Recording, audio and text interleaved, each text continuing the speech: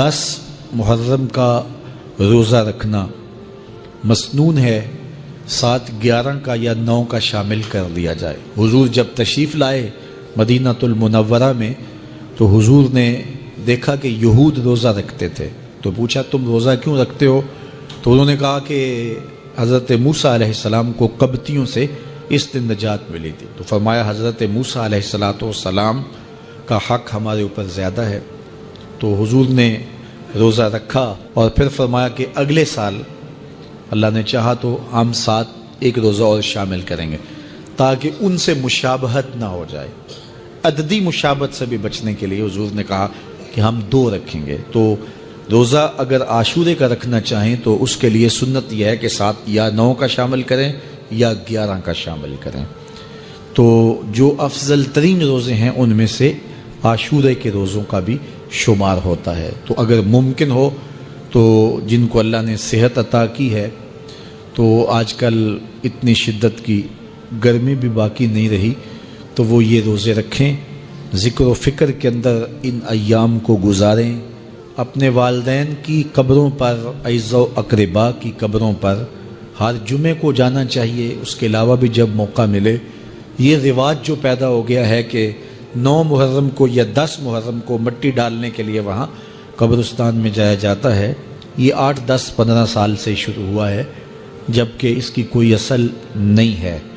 تو اگر آپ روٹین سے جاتے ہیں تو آپ کو ہر جمعے کو جانا چاہیے والدین کی قبروں پر، اور وہاں جا کے ہر جمعے کو سورہ یاسین کی تلاوت کرنی چاہیے۔ تو سال کے بعد صرف 10 محرم کو یا 9 محرم کو جانا، یہ بہرحال اس دور کی ایجاد ہے، یہ کوئی مسنون نہیں ہے اور یہ کوئی سنت نہیں ہے۔ تو روٹین سے اگر کوئی جانے والا ہے تو چلا جاتا ہے تو کوئی حرج نہیں ہے۔ تو باقی یہ بڑے اشرف ایام ہیں، بابرکت ایام ہیں، اور ان کو بہت ساری نسبتیں حاصل ہیں۔ حضرت امام حسین رضی اللہ تعالی عنہ کی شہادت کے ساتھ یوم عاشور کو نسبت حاصل ہے، اور اس کے علاوہ بھی بہت سارے عالی مرتبت جو ہے وہ ہستیوں کے وصال کا دن بھی ہے، اور بہت سارے واقعات اس دن جو ہے وہ روح پذیر ہوئے ہیں۔ تو یہ اس لحاظ سے بہت ہی بابرکت اور جو ہے وہ مبارک یوم ہے۔ تو اس دن کو ذکر و فکر میں، عبادات میں بسر کیجئے گا، اور اپنی زندگی کی ایک ایک ساعت کو اللہ اور اس کے رسول کے نام پر لگا دینے کے جذبوں سے سرشار ہو کے زندگی گزاریے گا۔ حضرت امام پاک انہوں نے اپنی زندگی دین کے لیے قربان کر دی۔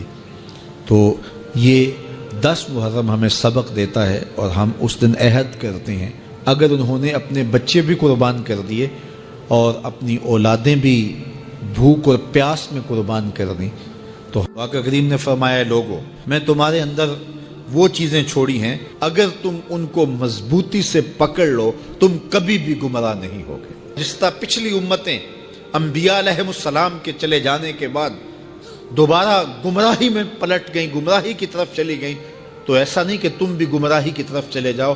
اگر تم میری نصیحت پہ عمل کرو تو 2 چیزیں تمہارے اندر ایسی چھوڑ کے جا رہا ہوں، ان کے دامن کو مضبوطی سے تھام لو تو کبھی بھی گمراہ نہیں ہوگے۔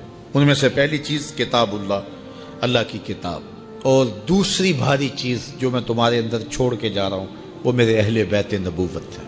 تو حضور نے تو ضمانت دی تھی کہ تم گمراہ نہیں ہوگے، لن تدلوا، تم کبھی بھی گمراہ نہیں ہوگے۔ اور یہ 73 گروہوں میں کیسے بٹ گئی؟ تو حضور نے شرط لگائی تھی کہ اگر تم ان 2 چیزوں کو تھامے رکھو گے تو کبھی بھی گمراہ نہیں ہوگے، ایک اللہ کی کتاب اور ایک میرے اہل بیت کو۔ گمراہی کیسے ہوئی؟ کسی نے کتاب کو چھوڑ دیا، کسی نے اہل بیت نبوت کو چھوڑ دیا۔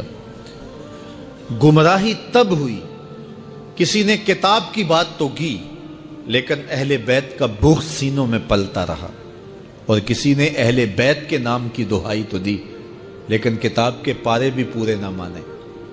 تمہیں مبارک ہو، تمہارے ایک ہاتھ میں قرآن ہے، ایک ہاتھ میں اہل بیت نبوت کا دامن۔